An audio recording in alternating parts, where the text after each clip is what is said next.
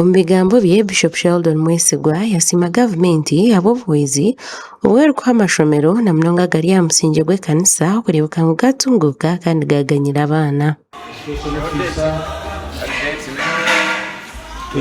Really supported us, so we appreciate. But we also appreciate the parents, because from what you have seen, the parents have been able to do a lot. Mubaterero mungaru mnonga. Abazire mwebare twesiga kandi kutereza abana banyu nani ndeba abana abo kubana barabaho ndeba omwana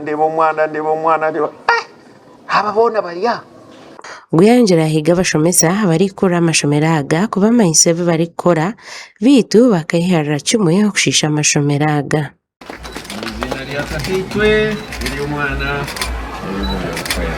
N'ikintu cyango omuntu kwata omwana wakamukereza okamunagiza ukamukwatijaga nambwe n'abashomesa abatakufayo amashomero bakwasibwa nenaku.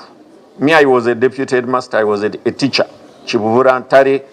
So I tell teachers these days, we used to work and our students would perform and excel. Nawe James Mwesigye wari komishona w'aba RDC muri Burengerazuba nawe yayongera hiraka kusima gavumenti ab'obuhwezi nikwe kusima mukuru w'ishomero obudashumangura sente za gavumenti eki yayongera kujumirira omu bakozi ba gavumenti. So ninyenda kwebaza munonga Mr. Mugume kuba Omwesigwa ne kuba mu Banyayuganda bamwe abatari bashuma kandi ngira Abanyayuganda twena ndugutawuni Clark na timu yawe na mukama njogu RCC abakozi ba government twena kutwakukira obushuma ihangere kakora spirit akarebwaga. Nathan Mugume wari mukuru w'ishomero rya Mbara Junior School yatubira achama habwinchi government nefayo kuna habwo koraje nko kuyashobora. We are the best taxpayer. We paid 172 million shillings in the whole year. So batusima batwerana certificate kana wenyenda kwa mayisa ng'umwaka ogwo guhire gubona bakatubara 7 years aba NSSF omyaka mushanju we call it comprehensive audit.